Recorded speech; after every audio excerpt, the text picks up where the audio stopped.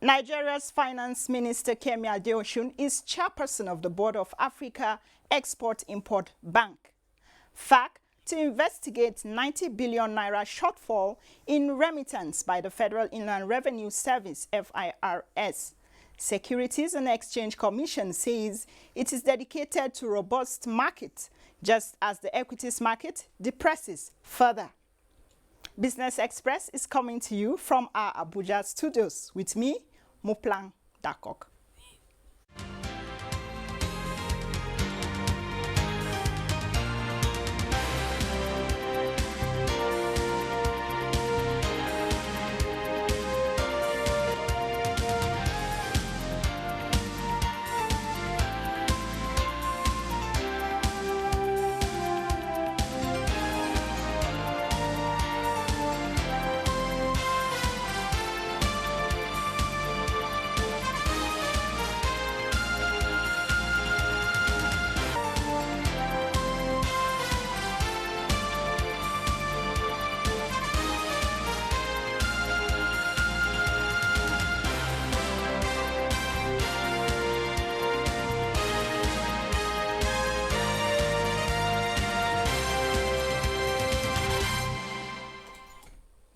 The Federation Account Allocation Committee, FAC, has resolved to go after all revenue-generating agencies to see that they remit true and accurate accruals into the Federation account. Next to be targeted after the Nigerian National Petroleum Corporation, NNPC, under remittances has been addressed is the Federal Inland Revenue Service, FIRS. Addressing journalists after the weekend on the resolve of the FAC to go after revenue-generating agencies, Chairman, Finance Commissioners Forum, Mr. Mahmood Yunusa, disclosed that they will go after FIRS to explain why there was a drop in what they remitted to the Federation account in May and June 2018. Yunusa emphasized that strengthening the revenue collection and remittance of same to the Federation account was an issue FAC had resolved to see to a logical conclusion. Into disagreement with them. FIRS, if they come, they will explain to us too. Why is it that you are having sharp drop? I can't really remember now offhand, but the drop was about in excess of about maybe 90 billion or so. So they need to tell us why this drop. Basically, what we are looking for is to strengthen, deepen the collection process in line with the law. That's all. Okay. By the time we follow that, naturally more revenue will come in. It will be recalled that the FAC meeting for the month of June was cancelled 3 times in a row. The commissioner maintains it is not a political maneuver, but a quest for due process which has seen states look inwards with a view to winning themselves off full dependence on the Federation account to survive. China National Offshore Oil Corporation, CNOOC, is willing to invest $3 billion in its existing oil and gas operation in Nigeria. The Nigerian National Petroleum Corporation, NNPC, said on Sunday that the interest was expressed following a meeting in Abuja. During a visit to Nigeria, CNOOC Chief Executive Yuan Gangyu said the Beijing-based oil company had invested more than $14 billion in its Nigerian operations and expressed readiness to invest more. Gang Yu said Nigeria was their largest investment destination and also asked the NNPC to seek common grounds with CNOOC for enhanced productivity. Let's look at business developments so far.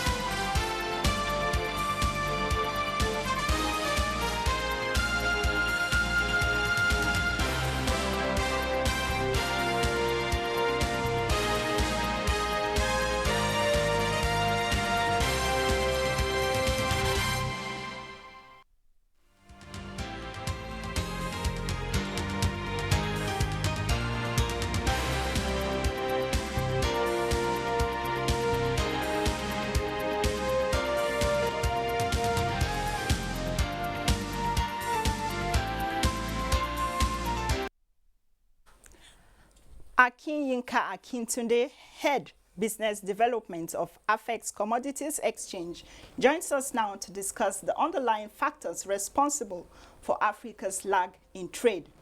You're welcome to Business Express. Thank you very much.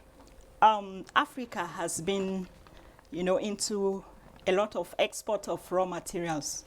So what do you think is being done for industrialization? If you look at Africa as a continent, there's still a lot of infrastructural deficits that needs to be fixed before we can be industrialized as a continent. Right now, the focus is more on exportation of raw materials, because when you look at the incremental costs required to convert the raw material to finished process is high. So local producers would rather export the raw materials, get their value and move out of the market than invest the extra amounts of money or funds needed to process the goods before exporting. Okay, so from the just concluded Afri-Exim annual meetings, do you think there are any plans for industrialization? Oh yes, we need to laud the Afri-Exim Bank for what they've been doing for the past 25 years. Okay. It's not an easy job, and they've done a lot to develop intra and inter-Africa trade. As of 2017, it was from their trade reports, we discovered that intra-African trade accounts for less than 20% of total trades emanating from Africa, which is a serious challenge because this compares with 50 to 60% in other continents. That means there's room for a lot of industrialization and intra-Africa trade to happen. Now, for this to happen, a lot of things need to be put in place. We need to laud players in the industry over the recent CFTA agreements that has been signed by 44 African countries, which seeks to give about 90% reduction in tariffs across intra-African countries. This will promote trades within the continent, and when you have an effective flow of trade in the continent, that gives room for you to add value before even going outside the continent to deliver your finished produce. All right, so there were some funds announced by the Afri-Exim and the Bank of Industry during the meetings. So do you think they are going to do anything towards growth and development? The funds are targeted at growth and development because they are targeted at the fundamental issues affecting these developments. Okay. Bank of Industry has been around, and they are promoting a lot of industrial developments in Nigeria. With the recent investments in infrastructure development and access to funds by small businesses, more investments in Bank of Industry by Bank of Industry and Afri-Exim in the industry as a whole will seek to promote the viability of these industries. One of the key factors affecting firms and businesses in Nigeria is access to funds at an affordable rate. Yeah. You can't do business sustainably when your cost of capital is high. Now you need to find ways by which you can reduce the cost of capital to make you competitive. What these funds are targeted at is to reduce the cost of businesses in the country and in the continent as a whole. When you have this in place, you'll discover that your competitiveness will increase because there's room for you to add value, because the underlying issues, part of which is cost of funds, is being addressed by these entities. Okay, so coming back home, what do you think are the takeaways from the meeting for commodity trade in Nigeria or for Nigeria? The recent administration has been focusing a lot on on promoting the agric industry. Okay. Now, the commodities exchange or exchanges are fundamental to this because they form the pivots by which trades are carried out in the country. Now, you have a key value proposition, which is to unlock capital for small businesses and for players in the value chain. The e-warehouse receipt system is one of such key products that can help this to be put into the markets. If Afri-Exim Bank is putting structures in place to promote the use of electronic warehouse receipt by farmers, producers, and all players across the value chain, when you have this in place, you will discover that there will be an accelerated growth in commodities traded in the country, exported to other African countries, and also processed goods exported. Why? Because you're unlocking finance for them at a cheaper rate. Now you need to invest 2 billion in commodities. Do you need to have that cash upfront? No. The bank is putting in place structures that through the exchanges that will enable you access funds, just a percentage of that, for you to start buying the commodities and trading them. If you do this through the exchange, you have visibility on transactions occurring in the exchange. If you ask major participants in the players, ask two different people, the value of commodities traded in the country, they are likely to give you two different values that are far apart. When you have an exchange playing this central role in the economic development of the country, especially in the agri sector, you have transparency and you have overview of the industry. When you have this, it gives you room for you to make policies that are directed more towards growth in the industry and will promote the growth of commodities in the country generally. Okay, still talking commodities. What's your assessment of the commodities exchange? And then what do you think about awareness? Do you think there's I'll be enough a bit awareness biased for that? in that. Okay. But to be frank, the commodities exchange is a recent development in the country compared to other exchanges. Now, we have a lot of work to do here because the infrastructure deficit is there. How many farmers are in the country? Statistics points to about 70% of the population are smallholder farmers. Yeah. Now, when you have these people in place, do you know them? Have you identified them? What produce or what products are you targeting at them? Access to inputs? Can they afford it at the cost of which is available to them? The commodity exchanges have a lot of work to do because they have to go down the value chain to fix this access to capital, identification, and knowing who these farmers are. Yeah. Before we can now talk about developing it. Now, once you've done that, you have to put storage in place to reduce post-harvest losses. Once you've done that, you are fixing a part of the value chain that will bring in players to now come and invest in the value chain as a whole. Processors, end users, off-takers, they cannot play transparently in the system because they are assured of the source of their produce. They know the volume they're expecting. They can take forward positions in the market. They can easily plan their production cycle all through the year.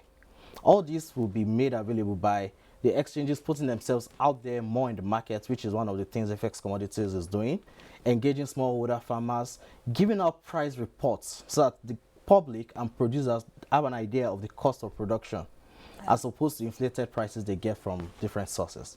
Okay. So, but I want to ask this. Why is it that it seems difficult for Nigerian producers to add a little value to what they export?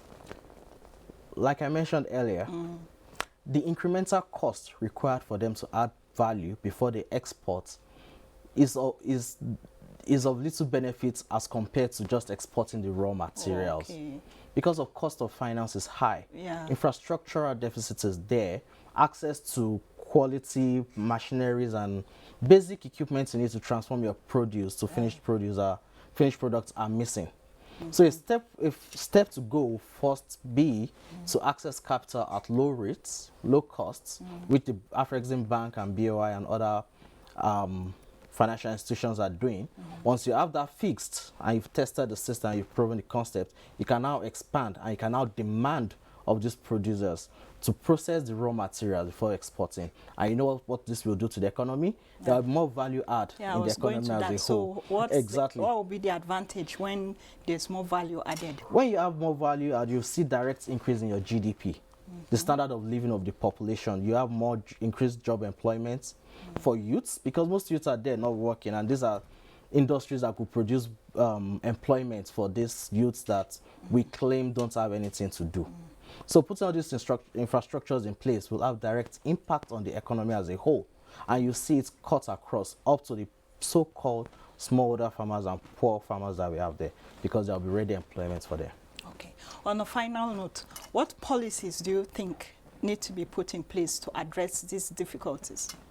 I think most policies required are already in place. Okay. What I will urge the government is now implementation. Okay. Because it's not enough to put these policies in place. You need to work from the beginning. The policies are put in place. You need to work through implementing it. And once you implement it, you'll see the ripple effect on the economy as a whole. All right. Thank you very much. Thank you very much. Mr. Akinyinka Akintunde for Thank you. joining us on Business Express. Thank you. All right. The federal government is strengthening her mandate of improving the socio-economic well-being of the country's rural communities, as stated under the African Asia Rural Development Organization. Minister of State for Agriculture and Rural Development, Hennekin, said this during a discussion with Secretary General of the African Asian Rural Development Organization in Abuja. Musa Baba Aliu reports. Wazifi Hassan Al-Surahini is the Secretary General, African Asian Rural Development Organization. He is in the Ministry of Agriculture to hold discussions on the role of Nigeria in meeting commitments to rural development and poverty eradication under the purview of the organization. The association, which Nigeria is a member, was formed to foster cooperation on agriculture and rural development among African and Asian countries, promoting collaboration on poverty alleviation as well as community empowerment.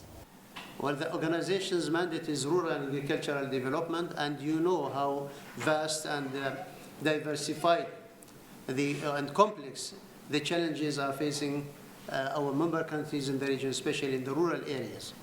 And that's where the ARDO plays its role in a very effective manner. Heineken Lokobiri says Nigeria has rolled out programs aimed at alleviating poverty, creating employment, and developing Nigeria's economy, which is yielding results.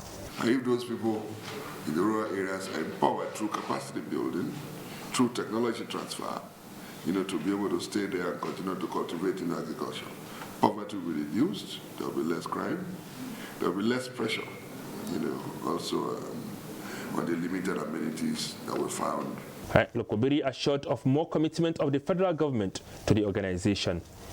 In Abuja, Musa Baba Aliyu, NTA News. Thank you, Musa Baba Aliyu. Now, Nigeria has confirmed participation at the Intra-African Trade Fair scheduled for December 2018. Vice President Yemi Osinbajo made the confirmation at the engagement session of Intra-African Trade Fair in Abuja. Represented by the Deputy Chief of Staff, Ade Apie, he underscored the urgency for Africa to improve on its trade to boost revenue and develop its infrastructure.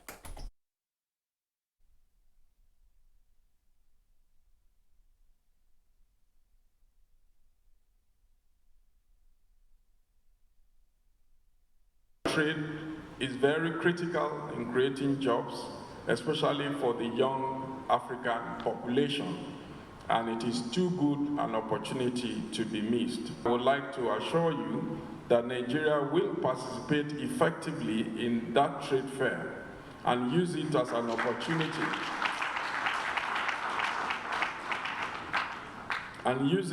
opportunity to showcase its trade and investment opportunities, which are indeed very vast.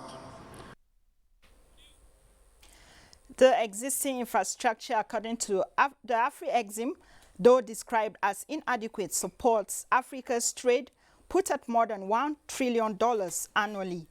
Also, Afri-Exim is rolling out a pan-African payment and settlement platform to tackle the challenge of Africa multiple currency, 40, out of which only 3 are convertible.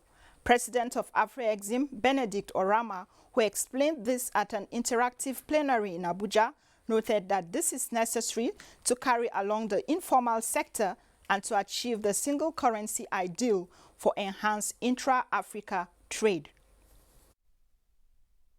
And on that note, we take a look at how commodities are faring around the globe.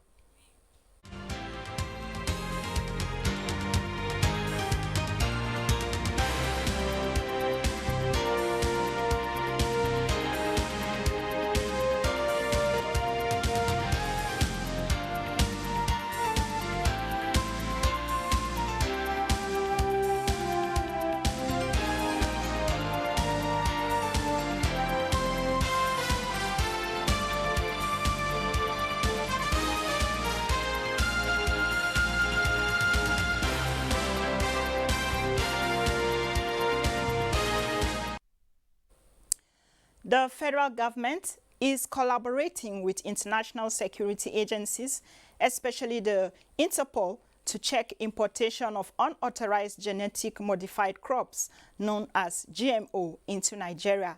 This is coming as scientists, especially agronomists, are advocating domestication of the genetic modification technology into national food production policy of the country. Musa Baba Aliu again reports. Scientists, especially agronomists, are of the view that the use of genetic modification technology in crop production would play a significant role in improving yield of farmers, considering the environmental challenges in most crop-producing areas. They are also advocating the adoption of the technology in the National Food Production Policy of the federal government to further boost food security. We must have to adopt improved technologies like biotechnology to see that we massively increase the amount of food. We have to, in collaboration with them, go all out to educate people, to give them those scientific facts about this technology and to tell them the benefits that can accrue from it. The Biosafety Management Agency, on the other hand, is to regulate the activities of biotechnology towards ensuring safety of Nigerians and the environment in adopting the technology. The agency wants that no authorized genetic modified crop will be allowed into the country. And the federal government sees this agency as a major instrument to ensure that this sector is safe, and the government has the responsibility to ensure safety for all Nigerians. And the federal government has not failed in its effort to ensure that the biosafety issues in this country are properly addressed. To this end, the federal government agencies are scrutinizing the effectiveness and characteristics of improved cotton, cowpea and sorghum seeds before they will be released to farmers. In Abuja, Musa Baba Aliyu, NTA News. And the bearish hold persists in the Nigerian Stock Exchange to see the week ended Friday, the 13th of July, end in negative territory. Let's join Bosede Abel for a review of the market. Economic uncertainties and slowdown of market activities have continued to weaken investors' appetite for equities on the floor of the Nigerian Stock Exchange, NSE. A total turnover of 1.2 billion shares worth 17.3 billion naira in 17,362 deals were traded in the week ended July 13th by investors on the floor of the exchange. The NSA All-Share Index and market capitalization depreciated by 0.62% to close the week at 37,392.77 and 13.5 trillion naira. All other indices finished lower, with the exception of the NSE Oil and Gas and NSE Lotus Islamic Index that appreciated by 0.71% and 0.37%. The financial services industry led the activity chart with 842.8 million shares valued at 9.5 billion naira, traded in 9,231 deals. The consumer goods industry followed with 113.6 million shares worth 4.6 billion naira in 3,120 deals. The third place was occupied by the services industry with a turnover of 105.6 million shares worth 519.8 million naira in 593 deals. Trading in the top three equities, Access Bank PLC, Zenith International Bank PLC, and Nigerian Aviation Handling Company PLC jointly accounted for 497.4 million shares worth 6.6 billion naira in 2,251 deals. Also traded during the week were a total of 79,304 units of exchange-traded products, ETPs, valued at 1.4 million naira, executed in 18 deals. A total of 13,517 units of federal government bonds, valued at 14.8 million naira, were traded in 30 deals. 21 equities appreciated in price during the week, 55 equities depreciated in price, while 93 equities remained unchanged. Bosede Abel is still with the market outlook and this time global performance. Asian shares closed higher on Friday, extending gains after Wall Street rebounded as technology stock touched all-time highs. Also, with some relief coming from the lack of escalation in trade tensions between the US and China. Nikkei appreciated on Friday 13th July by 1.85% to close at 22,597.35. Hang Seng Index gained 0.16%, while Shanghai depreciated by 0.22% and closed 2,831.55. European stocks closed higher by a slim margin on Friday as investors digested fresh corporate earnings from the U.S. amid global trade fears. DAX gained 0.38%, FTSE 0.14%, and CAC 0.43%. In the U.S., the S&P 500 on Friday advanced by 0.11%, its best closing level since early February, as shares from some of the largest tech companies hit record highs. Dow Jones Industrial Average also gained 0.38% and Nasdaq Composite 0.03%. Trading in Africa was mixed. South Africa top 40 shared 0.85% and closed 50,244.08. Nairobi all share depreciated 0.34%.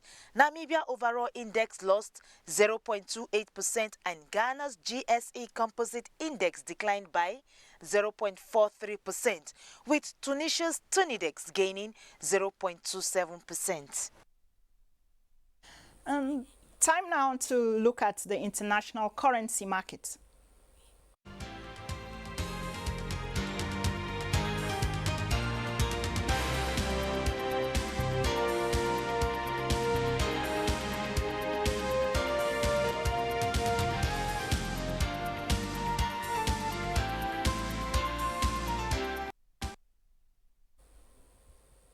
And that's Business Express at this time. Do join us again for another time on the program on Wednesday. Until then, I am Moplang Dakok.